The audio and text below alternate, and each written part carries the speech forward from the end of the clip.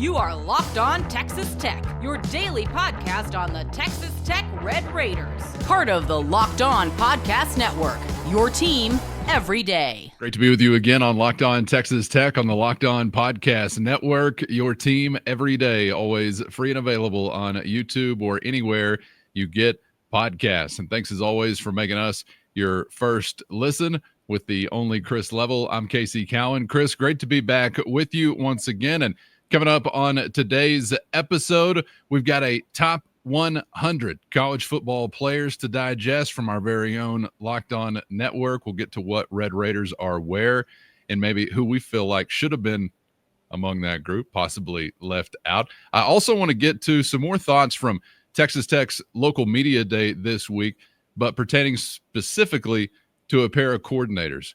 I want to get to what I feel like offensively could be some of the most important spots for Mac Leftwich, the guy filling the shoes of Zach Kittley.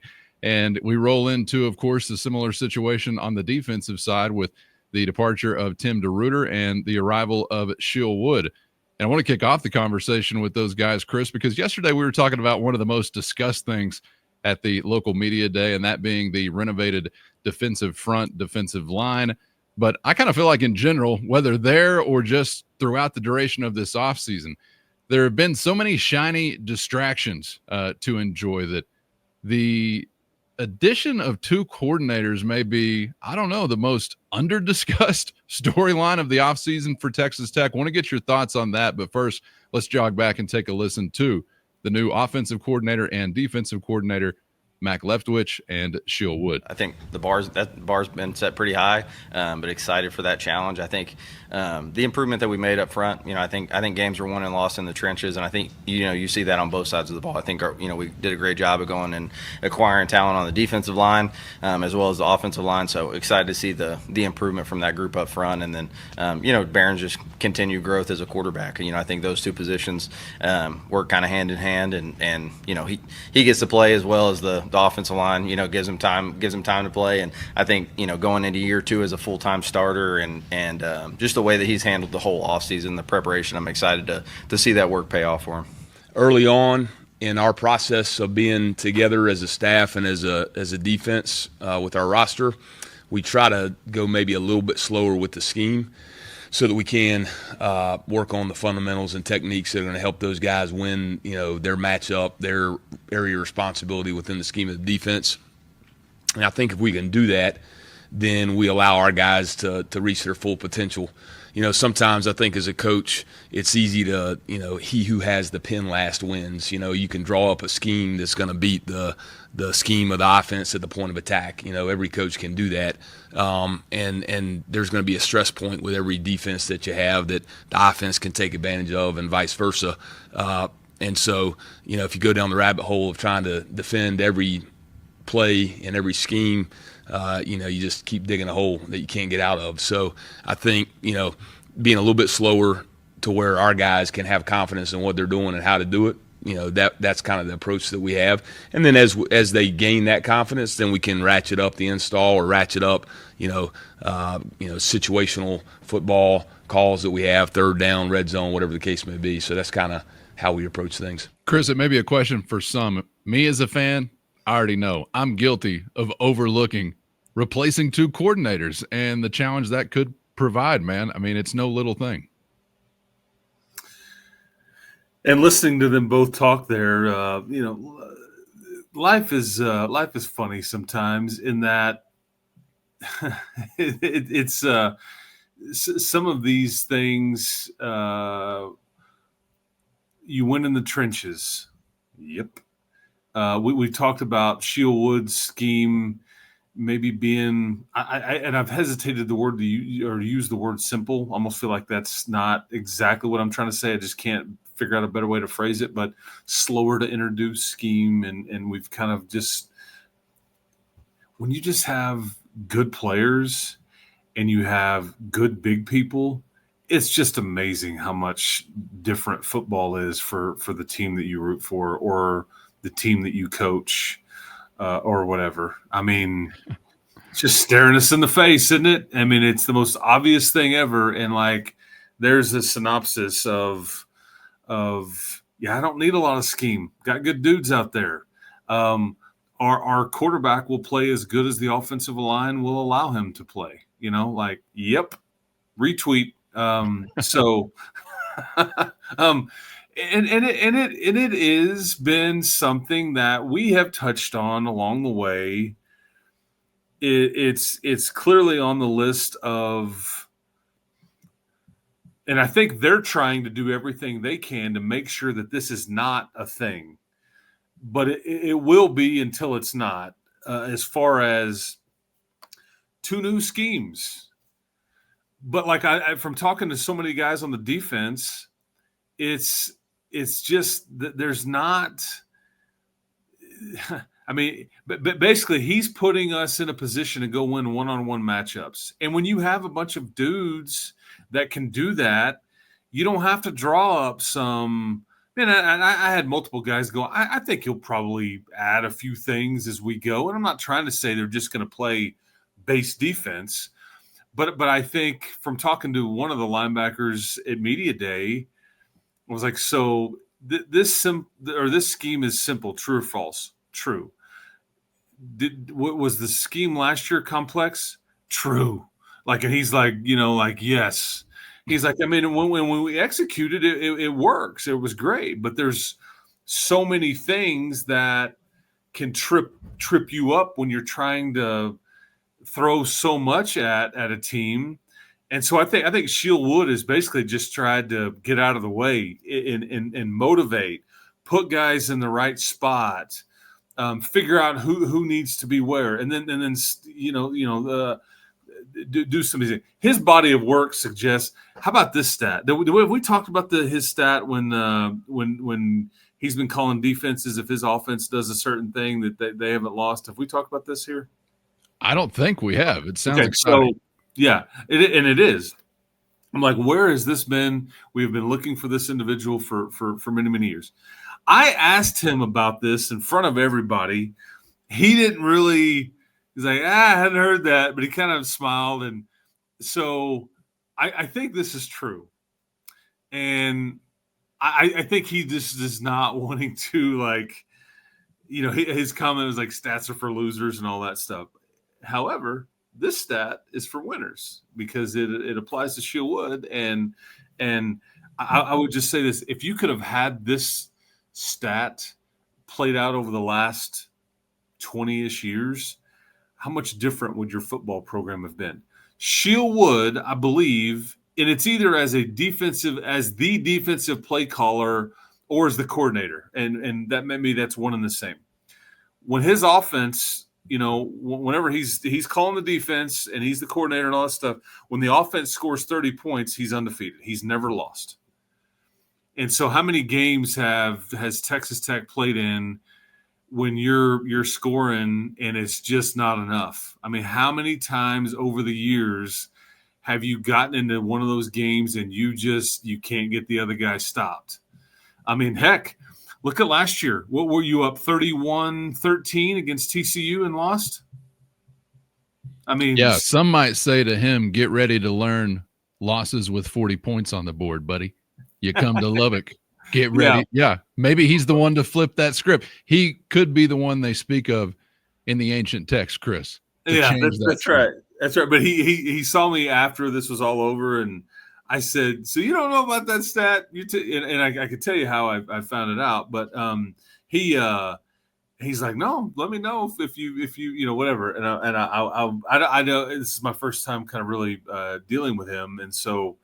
Anyway, it was very cordial and all that stuff, but I think this was, I think someone said it maybe on his behalf at the coaches convention, the Texas High School Coaches Convention last week in San Antonio. And I knew multiple people that were there, and I knew that the Shield Wood and his staff, they spoke to a bunch of coaches and all that stuff. So that's kind of how I stumbled upon that. But either way, that is some gold there, man. Because if that holds true, I really like your chances. I think that's I like your chances. But he has gotten out of the way, large in part because I think that you don't need to do too much, man. the Eagles won the Super Bowl against one of the most creative quarterbacks / offenses and play callers that there's been in recent memory against the Chiefs. And they rushed 4 guys, large in part, all night, and it was a total domination. And so, I don't know what really the Eagles were trying to do. They weren't really trying to trick it up. It was just like, you kick some ass, you kick some ass, you kick some ass. Let's all meet in the middle, and it kind of happened. So I think he's really gone out of his way to try to get out of the way from a scheme standpoint and not try to screw these guys up. And then Coach Leftwich, I think that he's going to benefit from better play up front, and Barron will benefit from play, up front. How will the ball get distributed? How different really is it? You're going to have a bit of a different kind of run game just because the personnel is a bit different. And I don't know if you have the kind of tight ends that you did last year that you can employ in the run game, the smash mouth, but maybe you don't need this, So, but I don't disagree with your point, Calvin. I mean, until they get rolling, until we get into this thing, I think that this is going to be a bit of a kind of a question mark until it's not. It's sure convenient timing to pair it with what we think is a massive upgrade in talent. So I like that part of it. If this was just sort of a year-to-year typical routine with 2 new coordinators and you weren't the off-season story, the feel-good off-season story of the year when it comes to your roster building, I'd be saying buckle up. And, buckling up is just good advice in general in Red Raider land, no doubt about that. But I think I, as a fan, have been a little guilty of sort of overlooking this component of Texas Tech's story going into 2025. I'm glad you mentioned just a moment ago a quarterback and then those that will be blocking for said quarterback, because I was thinking Baron Morton just the other day has got to be number 1 on the list of those most important to Mac Leftwich, if we're specifically thinking about, as he mentioned, a high bar being set offensively. I was rolling around in my noggin whether or not there might be some other options out there, and I did think also. First, today's episode brought to you by 5 Hour Energy, and it's time to fuel up and turn it up with 5 Hour Energy Transfusion, bringing the bold grape, ginger, and lime flavor of your favorite golf drink minus the alcohol into a quick, energizing shot. Let's be honest, some days on or off the course, you need a boost to stay sharp and energized, and the grape, ginger, lime flavor gives you the best parts of your go-to at the clubhouse or anywhere on the course without having to chase down the cart girl. If you go to 5hourenergy.com today, that's the number 5hourenergy.com. You can use our promo code LOCKEDONGOLF to receive 20% off your order. This offer only valid until September 30th on one order and cannot be used with other promotions. The code is not good on subscription orders, whether you're meeting up with friends or trying to survive. 18, turning into 36. Get the energizing boost you need to power through. Order transfusion flavored 5 Hour Energy shots today. And I did think also, of course, about your left tackle, who is primary to your quarterback's protection. Would you say I'm right if I'm mentioning either one of those as his most important, and I mean most vital to his success? That's how I'm defining it. Would you offer up another? What do you think? I think it would be a fun debate to go back and forth on. We don't need to do that, but I think you could make an argument. How about that? Phrase it that way. I could see that Barron and Howard Sampson are equals in this kind of conversation. I think, obviously you go to Will Hammond if something happens to Barron or something, and you need the quarterback to play well. But listening to Coach Leftwich, in order for him to play well, you need him to have time to be able to operate and do the thing. And last year, he's got no time to do the thing. He's got close to doing the thing, trying to do the thing. He's got no time to do the thing. Write that down. We called the touchdown play. I'm about to execute the touchdown play, and I don't have time to run the touchdown play, dadgummit. So, right. It doesn't matter who's pulling the trigger if there's just no time to do, and so I don't know, and maybe that's a conversation like if you want to rank like a level of importance, because these are two. I don't really I can't come up with I guess maybe I would say a third one, and I'm totally blind here, kind of like with Samson. We're talking Blind Side. I did ask Howard Sampson if he'd ever seen the movie The Blind Side before. He's like, yes, sir, I have. Like, this is you, man. Like you're this left tackle thing. This is this whole thing. It's a premium position now, and that's kind of what that movie was about with Michael Orr back in the day. But I would offer up maybe level of importance for purposes of conversation here. Quentin Joyner.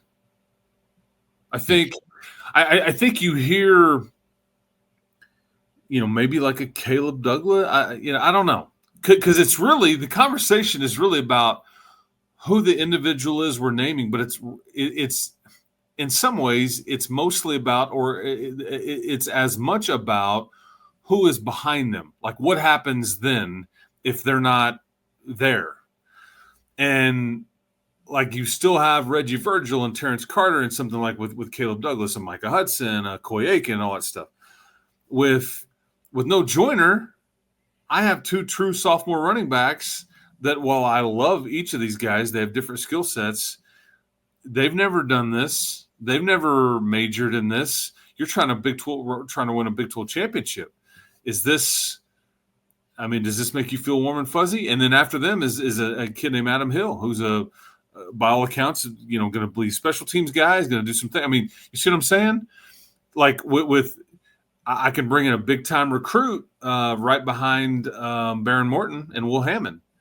The left tackle conversation, though, I don't know if I really know what they would do. I think I may know what they would do, but nobody looks the part of Howard Sampson. Nobody's got but like Hunter Zambrano, and it's been a year and a half because he missed last year, but he's only ever played left tackle in his life. This is his first right tackle go at it now. So could you what a lot of people think is an NFL type guy and put him over at left and move Jados or Scurry to right? Man, I don't know what a Ponton. I don't know what all that looks like, but that's really as much about the conversation. But I think you've nailed it on level of importance. But I'm amending my first stab. I'm going to left tackle. I'm saying that's number one. Yeah, that is the answer. I don't disagree with it. Has got to be a bad boy in order for this thing to kind of get rolling down the tracks. And you may think that that's just my opinion, and it is my opinion, but it's my opinion. That's a fact. So take it to the bank, baby. No pressure, Howard, if you happen to be out there. No pressure. I mean, to that point of the conversation, I do this often. You and I are Cowboy fans. So I heard a lot of chatter in the offseason about like talking about the Cowboys season and like pointing up, going down, whatever. And this is a left tackle conversation. So many people said if Tyler Guyton, which was their first round draft pick a year ago, whatever, the kid from OU that didn't have a great rookie season, if he emerges and he's better, I think they can win this many games. If he's not, I think they'll only win this many. Point is, and then he gets hurt recently. And then he just get hurt after. Yeah, he got which they dodged the bullet because they thought it was season ending, and that's just like 4 to 6 weeks. But the point is, that's how important that is. Yeah, that's how important. Like that part is to conversations about upside and realizing potential and all the stuff. One other fun note about Howard Sampson, I'm like, Carolina barbecue better or Texas barbecue better? I mean, I know the answer. He's originally from Houston, but he said, in Carolina, that's like it's mustard and vinegary and all this shenanigan, pulled pork, all this stuff. He's like, I didn't put no Carolina barbecue in this mouth. So he just refused to participate. All the respect, Mr. Sampson. And I don't have to look up often, but I was like, all the respect, Mr. Sampson. But yeah, that's great. Yep, that's right. Typically on local media days in previous years or Big 12 media days in previous years, when I would see Chris Level towering over our left tackle, I'd say, that looks about 6-6, boys, maybe 5-7. Not this time around. It's the Chris Level measurement factor that we're actually considering here. rolling into some projections for 2025. Speaking of projections for 2025, before we get out of here, Chris, our very own Locked On Network and the brilliant minds that make up the college Locked On Network have put together a top 100 college football players list. You thought you were done with list season, one more salvo. I'm interested in this because obviously Texas Tech represented, but I'm maybe more interested in, I don't know, a name or two that we didn't find represented here. Top entry from the Big 12 Conference was an offensive lineman at number 14 from Utah. Arizona State had a pair of entries with Tyson, the wide receiver, and their quarterback. And then it's Texas Tech with the next Big 12 entry at number 36, and that is David Bailey. We see a little bit later on Lee Hunter at number 65, and those are the Texas Tech entries. So I don't think there's any doubt that obviously those guys will figure in prominently and deserve a place in this kind of company. But I was kind of curious about maybe somebody just outside of that, like say Big 12 preseason defensive player of the year, or maybe anybody else that comes to mind. We concur. Yeah, I'd like to again. I'm busy retweeting what you're putting down today. But yeah, Jacob Rodriguez belongs on any kind of list. So to be transparent here, they wanted to do this. I think this was a bit tricky to try to get everybody to rank a top 100 players. It was more for a conversation piece, which we're getting into here. The way it was set up, it was a bit cumbersome. I somewhat participated in it. I'll just say this. I'm ready for this portion of the calendar and list season to be over with. Kill it. You want to kill it now? Through these lists. Well, you know what's funny? So I'm actually going to reference another list right now to you. I was looking at. I got an email from somebody, and it was The Athletic put together like the top 25 players in the Big 12. I'm like, I'll gander at it, whatever. And so I don't mean to pick on this particular entry, but it's bothering me, and so I'm going to. And I think he's probably a fine human. I think that the individual I'm going to bring up, I think he's given back to his community, and by all accounts, he's just a great dude. Okay, but you remember what Baron Morton's stats were last year, right? 27 touchdowns, 8 interceptions. I think he was like 63% completion rate, over 3,000 yards, all this stuff, right? Ran for a couple of touchdowns. So I'm viewing said list that was sent to me. And like, so I'm clear, I think Jacob Rodriguez was number 5 on this list. And you have to go all the way to like 20 to get to David Bailey. So that proves our point. Or Lee Hunter, number 14. So I think, again, there was a massive miss on that top 100 by not having Jacob Rodriguez, whatever. But I just got to like number 11, and the name Rocco Becht appeared. So it says this: the 6'1", 205-pound former 3-star recruit from Florida led the Cyclones to a school record 11 wins. I get that stat. However, how much did he have to do with that?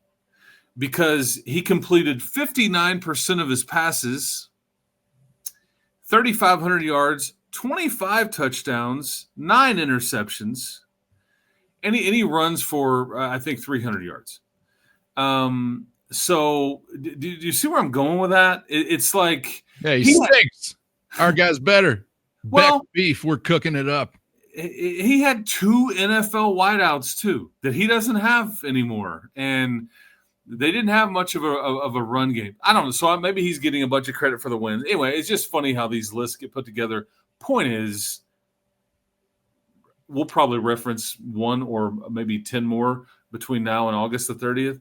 So just bear with me for right now, being bothered. No, but we can get you in the clinic, get you cured of this, I think, Chris.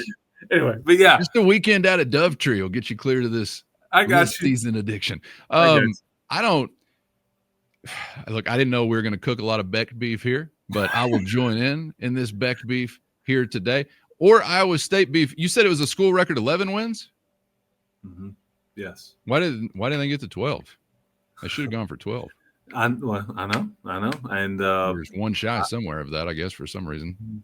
That's right, and he was less than stellar on that particular day, but whatever. I mean, I don't mean to pick on him in particular. It's just the second time I've done that in the last week or so. So it just seems to be like I'll find somebody else to poke at too. But these lists are it's all eye of the beholder. It's meant to get conversation going. We've shouted out Locked On for their top 100. The Athletic has a top 25 as it relates to the Big 12. Whatever. They're all flawed. We're flawed. Hey, but we'll keep rocking it. And I may don't pull on your sword too hard. All right, we're doing pretty good, I think, ourselves. That's right. I may retweet more of what Cowan has to offer up for the remainder of the day. So anyway, that's my dopamine hit for the day, man. That's why I come back for more every day to get one of those Chris level likes or retweets. Appreciate you guys for being out there as always. Enjoyed the time with you, Chris, and we'll see you for the next one. Salute. Get subscribed on YouTube or anywhere you get podcasts so you never miss an episode. Thanks to the Everydayers for always riding along. And, of course, hit the show notes and find a link to the Matador Mob. A free 14-day trial is waiting for you. That's your direct line to Chris and myself with one-on-one text sent straight to your phone. For Chris, I'm Casey. Thanks, as always, for the time. We hope to see you back for the next round on Locked On Texas Tech.